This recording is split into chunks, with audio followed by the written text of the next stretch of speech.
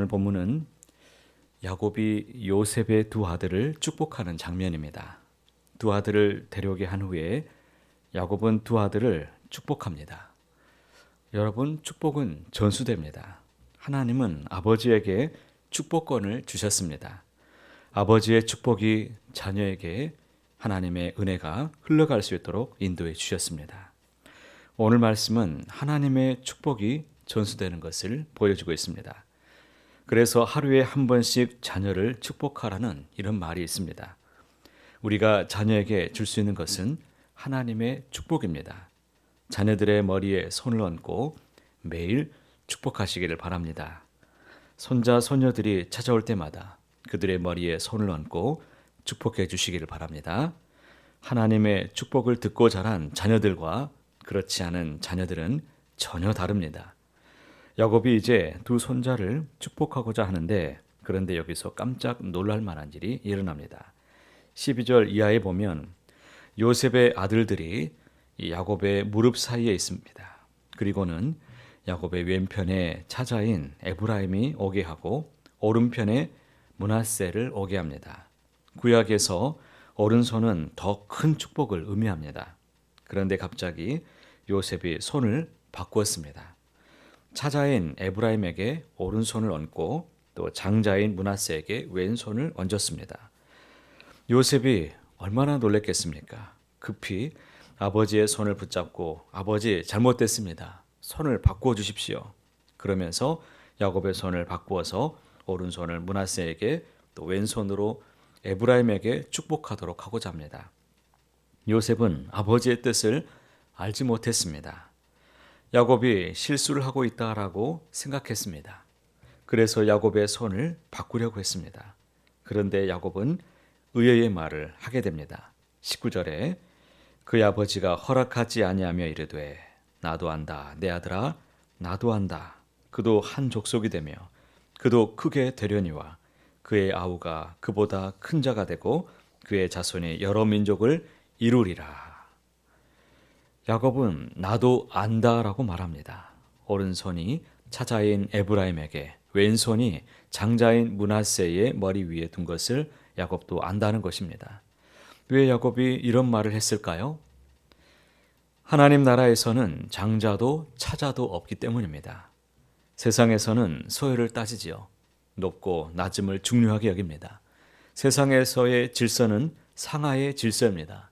그러나 하나님 나라에서는 차자가 장자가 될 수 있고 장자가 차자가 될 수 있습니다. 하나님 나라는 높고 낮음이 없습니다. 야곱이 두 손자들에게 대한 축복 속에서 우리는 하나님께 대한 야곱의 굳은 그 신앙을 우리가 엿볼 수 있습니다. 그에게 있어서 하나님은 자신을 출생에서부터 길러주신 하나님이십니다. 모든 환난에서 건져주셨던 분이 하나님이셨습니다. 야곱은 자신이 유리한 대로 살아보기 위해서 몸부림쳤던 그런 사람이었습니다. 그는 깨와 속임수로 더 나은 삶을 살아보고자 애썼지만 자신의 뜻대로 인생이 사라지는 것이 아님을 그는 깨달았습니다. 그는 지난 세월 동안 깨달았습니다. 나를 인도하시는 분이 누구이신가? 그분은 전능하신 하나님이십니다. 하나님께서 자신을 길러주시고 이끌어 주셨으며 모든 환난으로부터 구원해 주셨다는 이 체험과 믿음이 야곱에게 있었던 것입니다. 그는 신앙을 지녔기 때문에 그런 믿음으로 하나님을 손자들에게 이야기하고 그들의 삶을 하나님께 의탁하면서 하나님께서 주시는 복을 간구할 수 있었던 것입니다. 히브리서 11장 21절 말씀에 보면 믿음으로 야곱은 죽을 때에 요셉의 각 아들에게 축복하고 그 지팡이 머리에 의지하여 경배하였으며 이런 귀한 말씀이 있습니다. 그리스도인은 믿음으로 살아가는 사람들입니다. 하나님께 대한 믿음으로 삶을 살아가는 사람들이 바로 저와 여러분입니다. 그러기에 하나님께 대한 우리는 그 무엇보다도 지식이 필요합니다.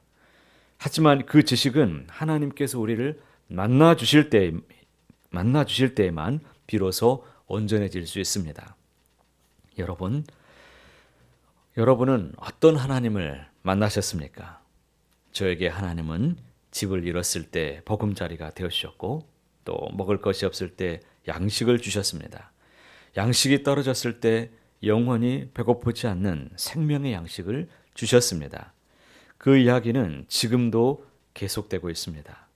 하나님의 결코 짧지 않은 손길을 경험함으로 더욱 믿음은 굳건해지고 단단해짐을 믿습니다.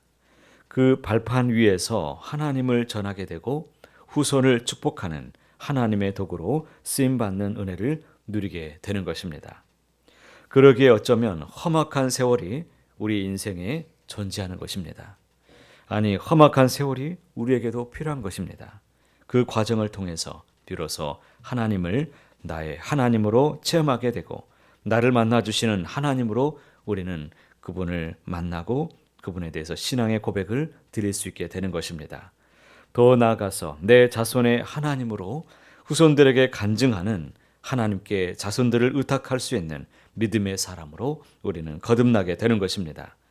비록 우리도 고난 속에서 힘들 수 있지만 그 고난의 신비 속에서 그리스도인들이 환난 속에서도 절망하지 않고 소망을 가질 수 있는 이유입니다.